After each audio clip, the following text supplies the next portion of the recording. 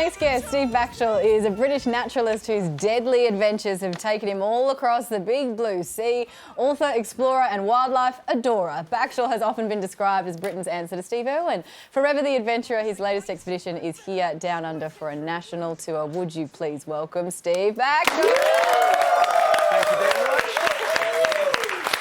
Now, Steve, excellent shirt, by the way, very pertinent. Do you mean that? Yeah, I do. Really? I actually do. And it's very pertinent because, of course, your live shows is all about the ocean. Absolutely it is. Australia, surrounded by ocean, also many deadly animals. Very you love good, those Tammy, too. well done. Like, is this actually the perfect country for you? It really is. I mean, you've got everything here. You've got the most venomous snail, the most venomous octopus, the most venomous snake, spider, the biggest reptile, the biggest predatory shark.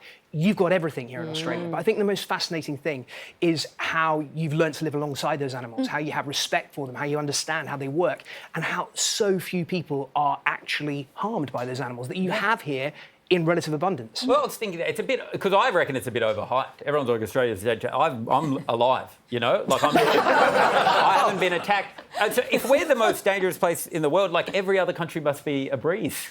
But you're not the most dangerous. You have got the most venomous. Shook him to the core. But, you know, there are so few people killed. You know, in my lifetime, no people killed by spider bites, you know, maybe 1 or 2 by snakes a year. Compare that to somewhere like India, where there might be 20,000 people killed by snakes. You know, you're not even close. You have the most venomous, but a lot of those animals are super shy and they'll do anything they can to get away from human beings. They're just laid-back Aussies. Yeah. But we also have it, like, drilled into us, right, since we're younger. And something, though, that no one knows anything about, at least I don't think so, is the deep sea. We don't know anything really, but I hear that you have been doing a lot of research into this, and I'm so fascinated to know, what have you found to be most shocking? Most shocking? I think that any experience with a large whale is always completely overwhelming because you have these animals that can be vast, that can be, you know, 40 tons, 50 tons, more than that. And quite often they're super interested in you. They have a fascination with something new in their environment. And diving with something like a sperm whale, for example, that could be as heavy as 3 fire trucks, they are super sophisticated. They're always communicating, particularly the females at the surface. They have this dialect called coda, which sounds like sellotape, sticky tape being ripped off a reel. And you can feel it through your whole body. It transmits through. Can I do it? Yeah. But is it on Duolingo? Well, do you know what's really interesting is there's a group who are trying to decode, using artificial intelligence, machine learning, the communication of whales. To speak whale, like in Finding Nemo. To learn how to speak whale. Oh my God. Do they just sit at massage parlours, just going, oh, that's whale song? Kenya.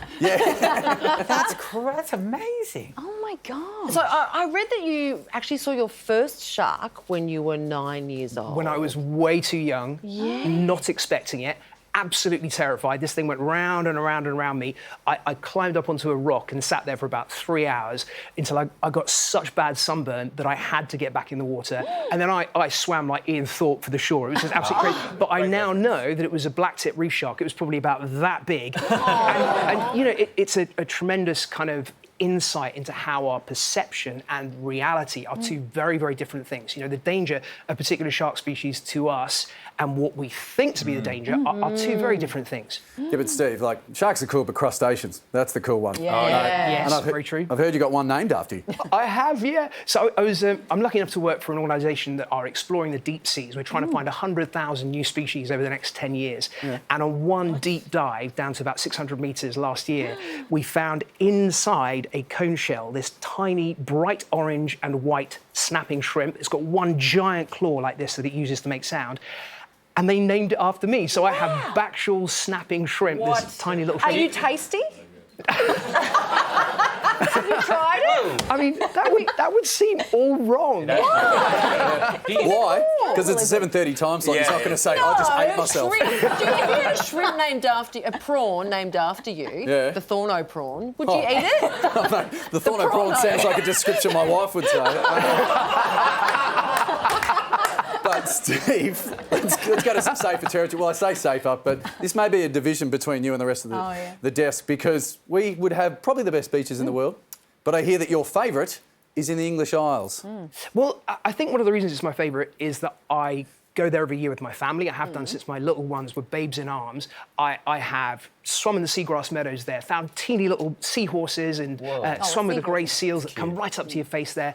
And to be able to do that with your youngsters, all your experiences are more intense, right, when you see them through your kids' eyes. So because that is like, it's like a second home for us. Yeah. It's always going to be more special than anywhere else in the world. I am not for a second dissing Australian beaches, and I know better than to do that. you'd be deported, actually. Dangerous stuff. Yeah, exactly. Especially when you chuck your kids in the Thames, I read. That's where you got them to swim as well. the Yes, river we there. live alongside the Thames, and at certain times a year, it can be relatively clean, and they don't care. They don't care where they are. I mean, You know, you can swim all the time. Noosa. That's a great thing. You've got to get up there, Steve. It's great. I guess what did they do wrong? Who knows? Well, Steve's national tour kicks off on Thursday. Tickets are available on our website. Would you please thank Steve Backshall? thank you so much.